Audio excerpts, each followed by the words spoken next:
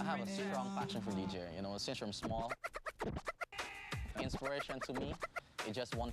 Perspiration is the 99%. Definitely would use a condom. You know, hey, AIDS doesn't discriminate. I could actually smile now because, you know, I already know the result. It's negative. I am more cautious. I am more, you know, aware. Check out www.iliveup.com to learn more. Love, protect, respect, live up. This is me.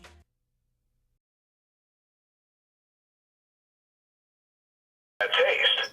I did promise you that my cousin, because I think we were related way down the line, Theo Semper, would be dropping in. Good morning, Theo. Good morning, Basil. No. Ola Soka. Hola, Soka. Good. Got to get it right. You got to change your name. I know you'll be back a little later on in the season. So whenever you get back, I need you to say, you know, I've got my arrow name. Very important. I'm working on it. Yeah, I got about 3 weeks to work on it. I know, we're celebrating the king. Yeah, man. A lady just told me that she changed her name. Her name is Sweet Beat. Sweet Beat, you know, that's one of Arrow's songs. Oh, Beat. Yeah, Sweet Beat. I heard another letter in there. I'm sorry. Yeah, another lady called and said her name is Hee Haw. Whoa, donkey, whoa. Yeah. She didn't put that part in. You know? She did say, yeah. Welcome back to the Rock Guy. Thank you, sir. How you doing? How you doing? I'm good. Well, you know, I've known you for years, and I'm saying to myself, when they told me that Theo is writing a book. It's a book. Who Theo? Not the same one that I know. So yeah, Theo Semper, Victor's son, is writing a book. So, did you know that you have those skills in you, guy? Man, I got mad skills, man. Mm-hmm. You know where I'm from, right? Of course. Right. Of course, you attended Leeds School, right? Uh-huh. There you go. Why did you choose this topic? Well, the topic kind of chose itself, you know. I kind of explained it a little bit in the preface, but basically, you know, I just hearing all these stories about stuff that goes on in the church, you know what I mean? Like, you know, the pastor going out with the youth minister and the little young girls in the church and stuff like that, you know. Heard stories. There's one story where this one pastor, actually not the pastor, there's a choir member who would, you know, his girlfriend would drop him off at choir practice, and his wife was in the same choir practice. So, you know, I just figured, yeah, there's a lot of material there, you know, so I just start writing and roll with it. Indeed. Now, I'm looking at something quite interesting, which says that men are like fruits. They're nice and sweet for a while, but if you keep them too long, they go rotten on you. You know, that's not a good thing for the guys, is it? You know, last night, right? Daryl Banga Dread, he bought a book, right? And that's the first page he turned to. He wanted to toss the book back at me, man. Exactly, because, you know, I just imagine that I just took this book up, and, you know, as soon as I opened, I saw that, you know, men are like fruits. They're nice and sweet for a while, but if you keep them too long, they go, you know, I'm ready to give you back this book. So why should I buy this book as a male? You got to put it into perspective, right? Tell me. That quote is actually from the book, you know. So it's kind of what one of the characters was feeling at the time, you know. So it's that's not me. That's truly not how I feel. You know I'm an angel. You know? Yeah. We understand it. But, really though, statistically, more women buy books than men, after all, and you know, so. Hopefully that little phrase would entice them to dig a little more and you know, see why that one character would characterize men as rotten fruit.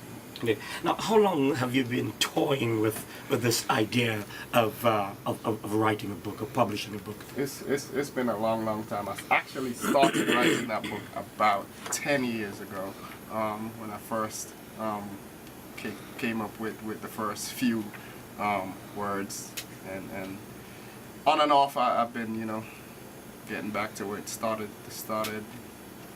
writing, put it down. Actually, when I started, I had reference to a flip phone, a Razor, and towards the end, it turned out that the character had an iPhone. you know. So I kind of had to go back and change up the technology as I wrote it and the story developed. That's how long the progress took for me to finish it. It's also available online, all your online stores, Amazon, BarnesandNoble.com, Borders.com, Borders.ca, Amazon.ca for the Canadians, Waterstone, W.H. Smith in England. And people can go and order it from their bookstore and their local bookstore, and they will deliver it to the bookstore for them. They can pick it up. Working on getting it into the bookstore, so that's one of the next big push that I have going, you know, to actually have it available in the bookstore so people can walk in and pick it up off the shelf. Indeed. Now, tell us what happens at a book launch. Well, what's going to happen tonight at this book launch? And you're asking me this as if I'm such an accomplished. No, I'm just saying maybe you've done this. You've launched a book in America or before you came here. Well, actually, no. This is the first formal launch I'm doing. Okay. And I'm really proud to be doing it here. You know, where it all started. So what's going to happen is that there'll be a brief introduction, some few words about myself and about the book, the process. And then I will read probably a chapter or two. See, that's quite lengthy as well. We're looking at what? Almost 300 pages. 300 pages, yeah. So you've done quite a lot of work here. It's a lot of work. You know, writing is really not easy. Anybody who have ever written anything of substance know that you know, first you write from your heart, and then you go back and you read it over and make sure that what you've written from your heart makes sense. You know what I'm saying? And one of the key challenges is you know, keeping your characters consistent, you know, because you really have to get into your own characters, and if you have 3 or 4 different characters, you got to keep them straight. So, you know, because if I'm reading about a certain character and all of a sudden that character kind of changes on me, I'm going to lose interest, you know. So. You know, I just need to point out to people that Theo, you might hear him and you might think that maybe he's working at a university or anything like that. This guy's actually in the airline industry, you know, and well, in fact, I've known you for quite a long time.